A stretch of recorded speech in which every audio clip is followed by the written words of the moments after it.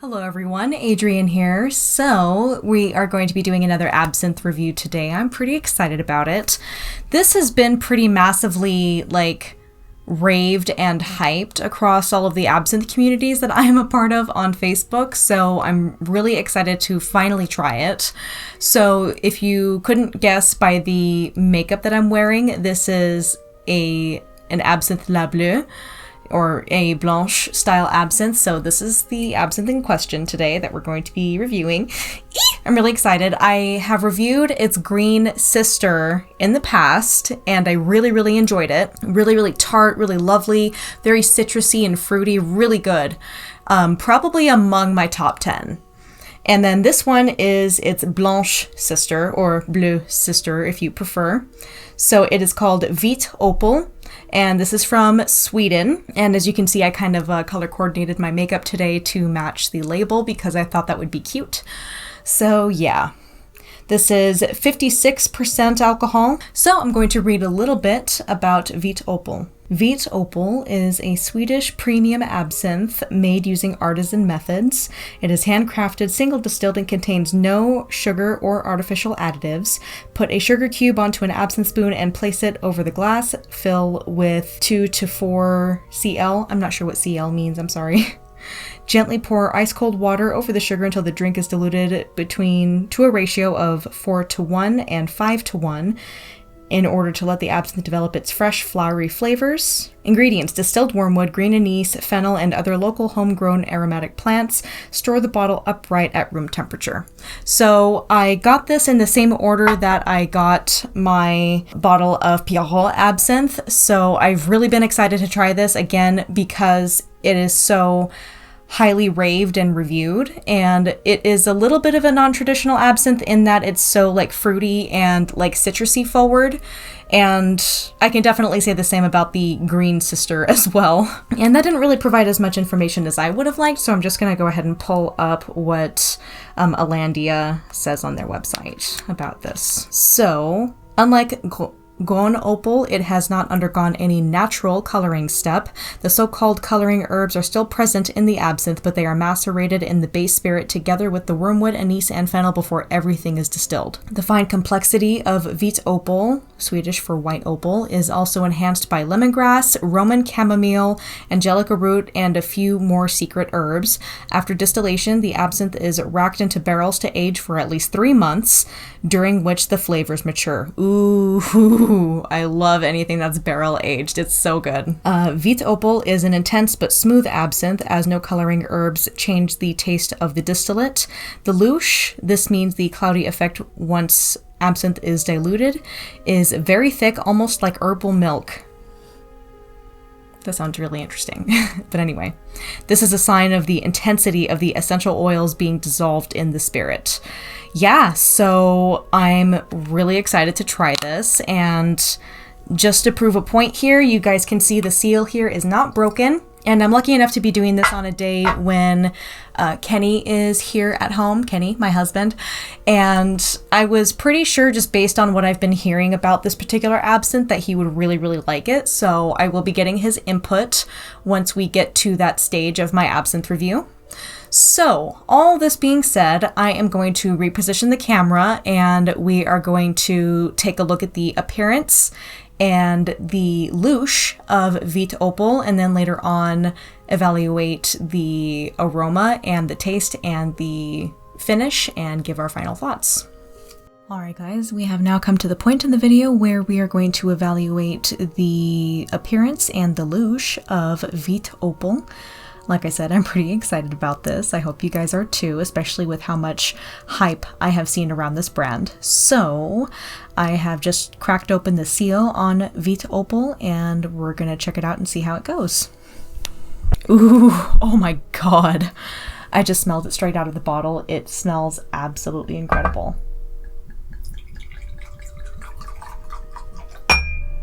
All right, so that's what it looks like in the glass.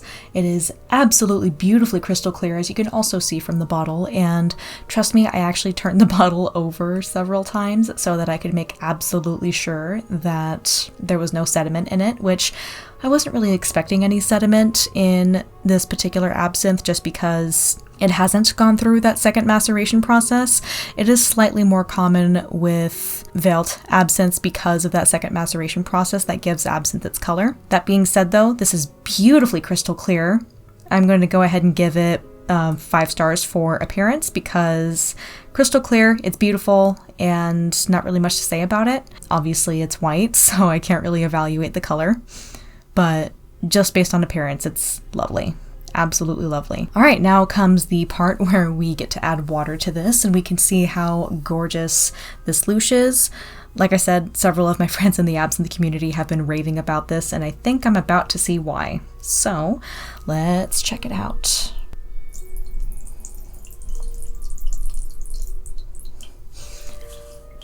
Oh my God, guys, do you see that? Tones of blue, a little bit of shimmers of gold there. Oh, can you see how thick that louche is? Wowie.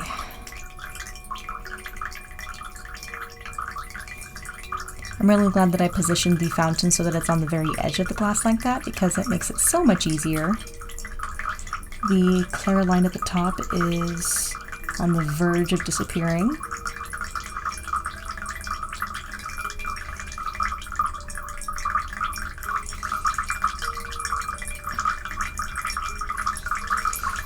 Can't really smell much of it, but that's just because I'm behind the camera instead of in front of it, but oh yeah, now I can smell it. That smells really good. And when I film the TikTok for this a little bit later today, I will try it with sugar and see how it is. Okay, I think that's pretty good. All right, so for the louche, you can see that is completely like opalescent, like completely opaque. That is absolutely gorgeous. You can see little whispers of like blue and maybe a little bit of gold in there. So pretty. So for louche, I'm gonna go ahead and give it 4.5 stars. That's lovely, nice and thick. Can't really ask for much better than that. I can definitely say it's very, very milky looking indeed. So I'm very, very pleased with this. All right, so now we're going to reposition the camera one more time and evaluate the aroma and the flavor and the mouthfeel and see how this goes. And like I said, since my husband is here, he can offer his opinion on the absinthe as well. All right, guys, so we have our glass of Vit Opal, and like I said, I'm really excited about trying this and really appreciating how great it is. I'm really excited. I really am. So, aroma. Woo! That's really nice. There's something kind of like nutty and really botanical, like really nice. Yeah, I can definitely smell like how sweet and fruity it is. It almost smells a little bit like a pine tree, but I don't necessarily object to that. I think that's nice. And I'm also getting a lot of that kind of Roman chamomile that they were mentioning and a lot of lemon balm. Like those two smells are just really, really distinctive. This reminds me of like the chamomile tea that I drink sometimes when I'm having a really bad day or having a hard time falling asleep or anything like that. So that's really soothing. So aroma, I'm gonna go ahead and give it 4 stars. It's a little unusual. Like I'm really not detecting much of the like holy trinity that you would expect with absinthe, but that's not necessarily a bad thing. It's just that a lot of the secondary like flavorings are coming through, and sometimes that can be really, really interesting. And with these Vit Opal and Grön Opal in particular, both of them are incredibly like different and fruity and really citrusy, so they're really nice. So yeah, aroma 4 stars. Really, really lovely, fresh and sweet. Okay, we're gonna go in for a taste, and as always, salte, and please drink responsibly.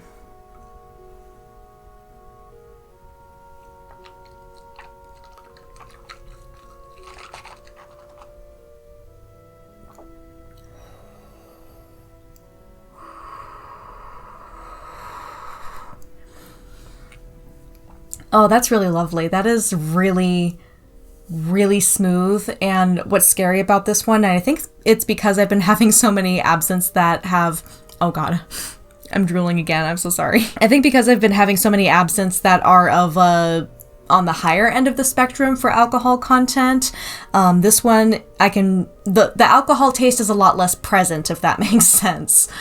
Oh man, that has such a really nice, like minty, like lemony minty kind of finish that I really, really like. I'll get to that. But the flavor, it's not really very present on the anise, which isn't necessarily a bad thing. I usually prefer it to be forward on the anise, if that makes sense.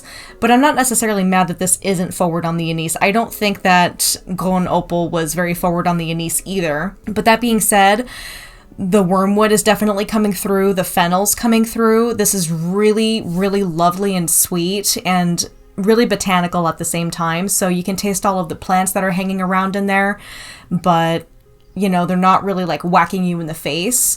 And again, I think that the lower alcohol content on this is making it go down a little bit more smoothly, and that's not necessarily something I object to. And I think I would definitely recommend this for a beginner, like getting introduced to absinthe that maybe isn't that big of a fan of anise, and I don't know, maybe they want something different from La Clandestine, because this tastes a lot like La Clandestine, but a lot more forward on the other botanicals other than anise, fennel, and wormwood, which again, not necessarily a bad thing. I really like it.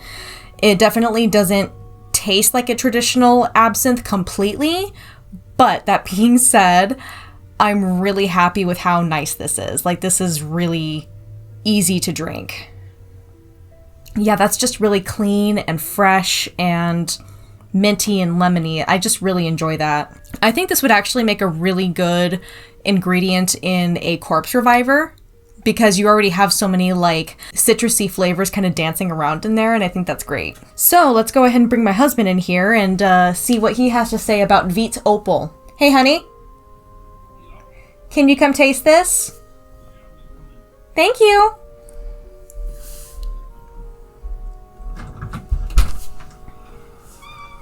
Okay, so this is Vit Opal. This is a Swedish white absinthe.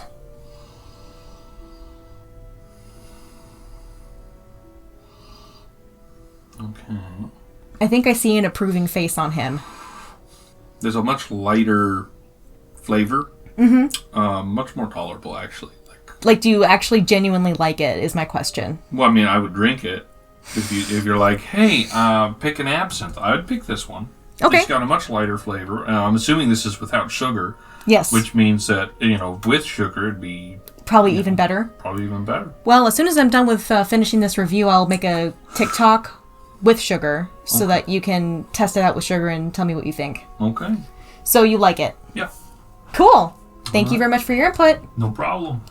Okay, so my husband finds it very tolerable, very light, and easy to drink. So I think I will stand by my statement that beginners will really, really like this. Now, the mouthfeel, it definitely like coats the inside of the mouth really nicely. And like I said, like the flavors that kind of finish off the absinthe after you swallowed is like really citrusy and minty and like botanical, and it really reminds me of chamomile. So I think a lot of those secondary flavors are coming through with the finish in this, but that's not necessarily a bad thing. So even though this is not necessarily putting the Holy Trinity on full display, I really, really enjoy it. And I think that this is something that beginners getting into absinthe would really, really like as well. It's just really, really sweet on its own, but not necessarily in a bad way, and it has some nice like citrusy flavors to round it out. And again, after I'm done filming this video, I am going to be filming a TikTok for this absinthe, and I will kind of leave my thoughts about how it is with sugar in the captions of this video. So yeah, I really, really, really enjoy this. It may not be like as like cool or exciting as a green like to most people, but the fact that it's just so easy to drink and would be such a great introduction to someone who may be like a little intimidated by absinthe just as a whole, or is convinced that they won't like it because it has anise, fennel, and wormwood, like mainly the anise part is what grosses them out, then I think this is a good one to win them over, personally. So before my camera battery dies, I will go ahead and just wrap up the video and I'll finish enjoying this absinthe on my own. So everyone, thank you so much for watching. I really appreciate it. Make sure you subscribe to my channel if you haven't already, and make sure you hit the bell for notifications so you can stay tuned for more videos on absinthe, Gothic literature, goth music, and other fun things that I like to cover. And thank you so much to my patrons for your support every single month. I really appreciate it. You guys are fantastic, and I literally couldn't do this without you. And to everyone else, you're amazing. I love you, and I will see you guys later. Bye!